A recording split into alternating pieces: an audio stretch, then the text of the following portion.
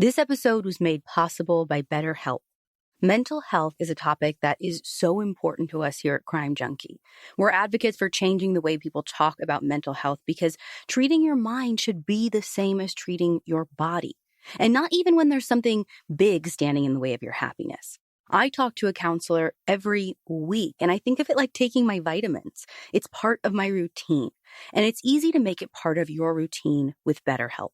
Just visit betterhelp.com/crimejunkie. That's better, HELP, and get 10% off your first month when you go to betterhelp.com/crimejunkie.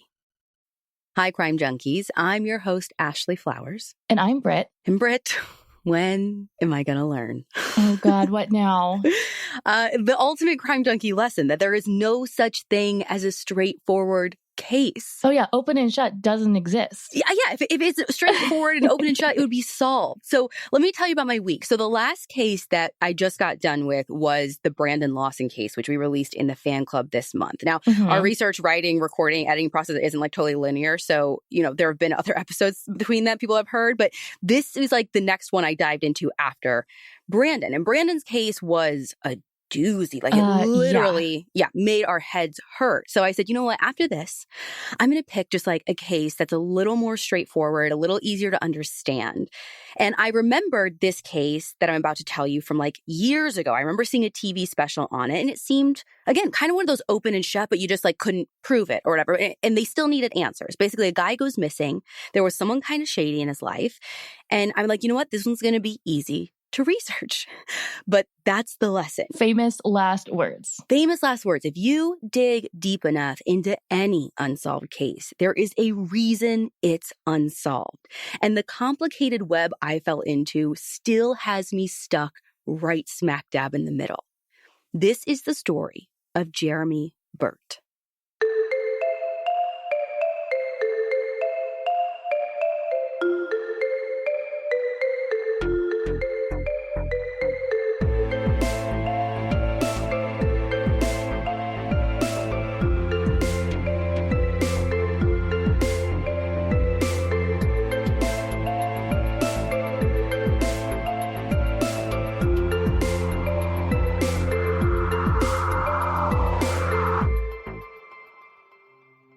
February 11th, 2007 was as average a Sunday as you could get for the Burt family in Idaho. Jeramy Burt, who's in his 30s at the time, spent the weekend in American Falls with his 3-year-old daughter, Mackenzie. They were visiting some of Jeramy's family that lived there. And it was so normal, in fact, that Jeramy's sister told the producers of Disappeared on ID that when she heard Jeramy and Mackenzie leaving for the day, she decided to stay in bed and not to get up and say goodbye because she's like, you know what? I'm going to see them again. I'm going to talk to them so soon that I'm just going to stay in and rest.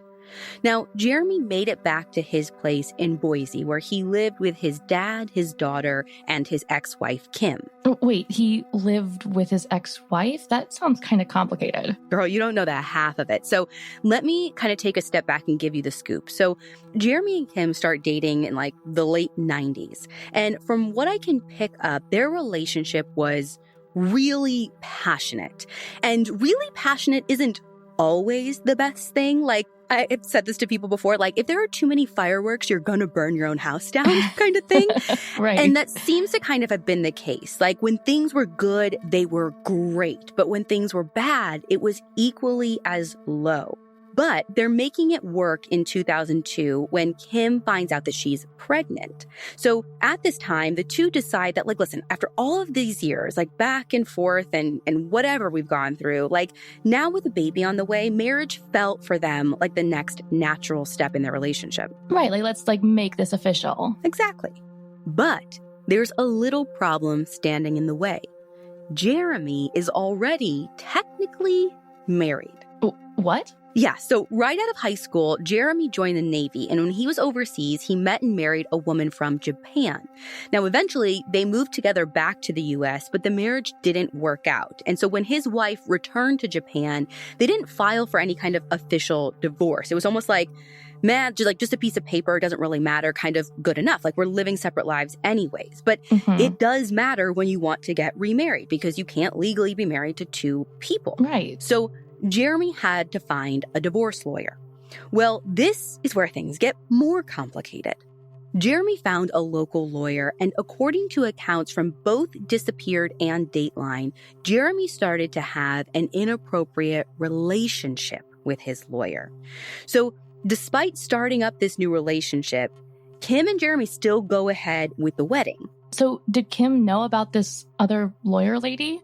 It's a little hard to say. So, in her interview on Disappeared, Kim said that she knew something was up. But I mean, again, think about it. She's pregnant at this time. She said she's tried to talk herself out of it. Mm-hmm. But I don't know. I mean, if you just watch the episode on this case, you'd probably think that it's as straightforward as that. But I think it was potentially messier than that. So really, who's to say? But at some point, what I do know is that Kim for sure knows what's going on, some point after they get married. And she reaches a breaking point where she doesn't want to be part of this love triangle anymore. So after their baby Mackenzie is born, but before their 1-year anniversary, the two decide to divorce. Jeramy continues to date his lawyer, who is a woman named Jeannie, but he just can't quite totally quit Kim. Well, I mean, yeah, you said they ended up living together again. I assume sometime between the divorce and 2007, he breaks up with Jeannie. If only it were that simple, we might not be telling this story. So even after the divorce, Kim and Jeramy can't stay apart. And before you know it, they're back in this love triangle, but just with different labels, because instead of wife, Kim is now the other woman to this lawyer who was the other woman. It is very, very messy. Oh my goodness. Now, at some point during all of this, Jeannie, the lawyer, gets into some trouble with the law. She is accused of forging a judge's signature on a case that she was working, which is a huge deal. Yeah. At some point, Jeramy decides that he's going to help the authorities put Jeannie away for this. And so he starts recording their conversations. And those tapes, along with Jeramy eventually testifying, end up being key in securing a conviction against Jeannie. Now, Jeannie is disbarred. She's given a year in jail and 14 years probation. And Jeramy's mom told Debbie Bryce from the Idaho State Journal that there was even a restraining order to keep Jeannie from Jeramy. Okay, so, I mean, that's a pretty defined way to end a relationship. There's, in my opinion, no coming back after someone testifies against you, gets a restraining order out for you, and also, sends you to jail. You would think so, wouldn't you? Oh my God. But the heart can make you do some wildly irrational things. After Jeannie got out and while she was on probation, she would still contact Jeramy. She would show up at his work site, she would bring him lunch, and Marky Davis, who is the PI for the Burt family, told podcaster Ed Densel on Unfound's episode titled Jeramy Burt, Cause and Effect Part 2, that on at least one occasion, Jeannie actually stayed the night at Jeramy's house after she was released. Okay, wait. So Jeramy is into this again? This isn't her coming by unwanted and No, I mean, harassing him? No, I don't know what the relationship is, but it seems like he can't quit her either. So did this happen before Kim moved back in then? Girl, your guess is as good as mine. I do not have the specific details of who was moving in and out when and who was with who. I mean, it's very, like I said, very messy. Yeah, I need a stringboard for this for sure. Exactly. Just for this relationship. But we know at some point Kim moves back in to try and work on things, to try and reconcile, though all three still seem to be in the picture. And this is where we are in February 2007 when Jeramy comes home from this trip to, again, his house with his dad, his daughter, and his ex-wife. That's why he's living with her. So he gets back to the house, but it's just his dad there because Kim is in Las Vegas for a work conference. Kim and Jeramy connect over the phone that evening. Now, it's interesting because Kim told the producers of Disappeared that she had asked Jeramy to come out to Las Vegas since Valentine's Day was right around the corner. But he said that he couldn't because he had to work. But that PI who talked to Ed Densel said that Jeramy was the one who wanted to go. And Kim told him that it didn't make sense because she's like, listen, I'm going to be working the whole time. You're going to be bored. Like, it's not worth the money to have you fly all the way out here just to sit around in a hotel room waiting for me. So it's a small inconsistency, and I don't know what it means just yet, but it's like weird and it stuck out to me. But either way, they just kind of talk as normal that evening. And Jeramy even gets to talk to his mom, who called just to make sure that he made it home okay. Around 10:30, a freshly showered and dressed up Jeramy asks his dad to watch Mackenzie so he can go meet up with his friend, this guy named Greg, because he wants to talk about hunting.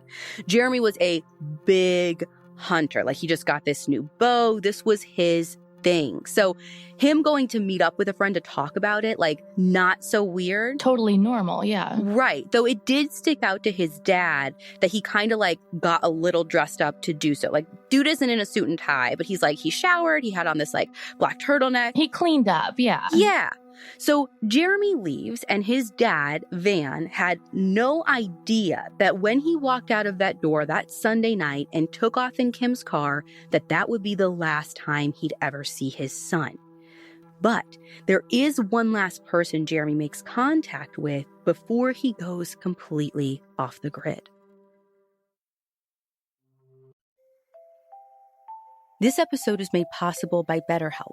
Mental health is a topic that is so important to us here at Crime Junkie. We're advocates for changing the way people talk about mental health because treating your mind should be the same as treating your body. And not even when there is something big standing in the way of your happiness. I mean, I talk to a counselor every week, and I think of it like taking my vitamins. I mean, it's part of my routine at this point. Because if you're human, life is messy and it's stressful all the time. But it can be beautiful if you have the tools to handle what life throws your way. And a licensed professional counselor from BetterHelp can give you those tools. BetterHelp is committed to facilitating great therapeutic matches. So they even make it easy and free to change counselors if you need. It's more affordable than traditional offline counseling, and financial aid is available. BetterHelp wants you to start living a happier life today. And there's a special offer for Crime Junkie listeners. You can get 10% off your first month when you go to betterhelp.com/crimejunkie. That's betterhelp.com/crimejunkie, and you can get 10% off your first month. The next day, February 12th, Kim gets a call from Jeramy. When she answers, there's just a click on the other end, and the call gets disconnected. So, like, weird, she thought, but maybe there was a bad connection or whatever. Like, she doesn't really think about it. It's not until the next day, February 13th, that the communication from Jeramy's phone starts to get concerning. Wait, he just never came home? Like, isn't that concerning to Van? So this is one of those things I couldn't find spelled out explicitly. Van told the disappeared team that first day, like when he woke up in the morning and Jeramy wasn't there, that he wasn't worried. He thought maybe he ended up like going hunting. But it's weird to me that by the 13th, he wasn't trying to like call Jeramy or even call Kim asking if like she had talked to him. I mean, and again, I'm missing a lot of things. Like, there have never been like any like things spelled out about the communication going back and forth in those first days. So I don't have enough detail that I can like lay it out for you. But I have to think that if they had been in touch and Kim had known Jeramy hadn't come home in 2 days, I think she would have immediately been concerned when she got a text from Jeramy that said, "Hey, we need to talk." And that text was eventually followed by 17 text messages, which Kim says were a bunch of like goodbyes and talk of Jeramy leaving to start a new life. Now, she texts back, and the two of them like text back and forth well into the night. And something to Kim is just feeling off, because at some point she kind of takes a step back and she's like, wait a second. Anyone who knows Jeramy knows he doesn't like to text, specifically if he has something important to say. Like, he's going to call you, he's going to do it face to face. He wouldn't be saying like, hey, I'm leaving you and my baby girl. Like, he's not going to say that over text messages. Especially and like continue to have a conversation. I could see it even being like, one and done. I'm going to send a text and then never respond. But right. To keep going with the conversation, like she said, like if that's uncommon for him in general, red flags. It wouldn't be happening here. Right. So she tries to call him, but the calls just keep going to voicemail. So she keeps calling over and over. And on one of the calls, the phone actually picks up. As soon as it picks up, she says, "Jeramy, please don't do this." And on the other end, she hears this deep sigh. And then the call just ends.